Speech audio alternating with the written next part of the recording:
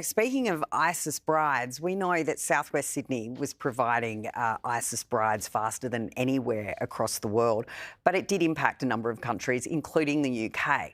And unfortunately for Australians, we didn't have a government who acted in the same way as the UK did. So when it came to Shamima Begum, they actually stripped her of her British citizenship. So unlike Australia, who has always refused to make someone stateless, this woman is now stateless and not allowed back into the UK.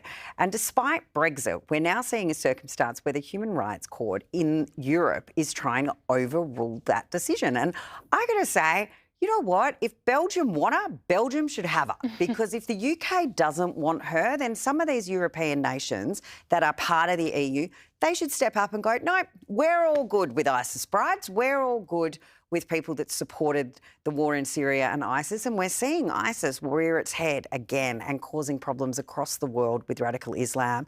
And I for one, have never supported the return of the ISIS brides. I think this government's being very deceptive in the way that they're saying that they're handling this. And Australians, I think quite rightly say, we don't want these ISIS brides back because of the hate that will have been enshrined whilst they were over in Syria. They left this country. They chose to leave this country. As a woman, how you would make that choice is beyond me, to be subjugated in that society. I understand that what you're saying there, but we're talking about a 15-year-old here. So Shamima was a 15-year-old. She was one of 3 young women who they were called the Bethnal Green 3, and 2 of them we believe are dead. There's no certainty around that. Now, 15, it's a tricky age, isn't it? Are you an adult? Are you was she being trafficked? Was this, was she being exploited as a minor? Or was she actually a hardened extremist in her own right? She was marrying, and interestingly, she went over there to try and repopulate ISIS. She married, she had 3 children. All those children died in the ISIS camps. But what I think is very interesting about this story is the reason that Brexit happened is because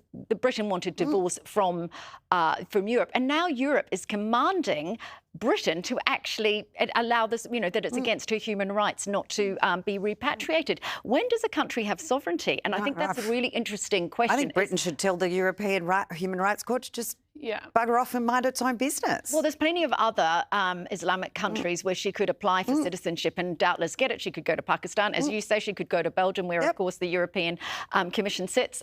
Look, I think it's really interesting. But the ramifications for us, again, we want greater clarity on who's living next to us, where they've come from, where they've come back from, and, what their intentions are. Are they being de-radicalised when they come back? And how much of taxpayers' money is being put into de-radicalisation? And why is it the UK's job to do that? As you said, there are plenty of other countries she could go to. Oh, she could just stay in Syria for that matter. They've got a new president now who seems to be, getting chummy with Trump, wants to turn the country around. He himself was a former Al-Qaeda fighter. There's hope for everyone these days. So why doesn't she just stay there? I do understand she was 15, but come on. 15, you still have a brain, and going to join ISIS, I just don't think you can come back from that unless there was very clear evidence that she was trafficked or coerced.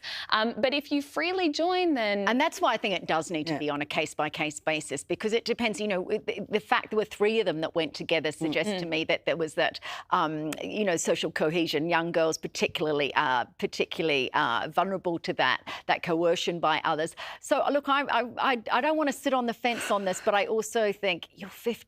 Gosh, some of the things I was doing at 15, although I wasn't as an Islamic extremist.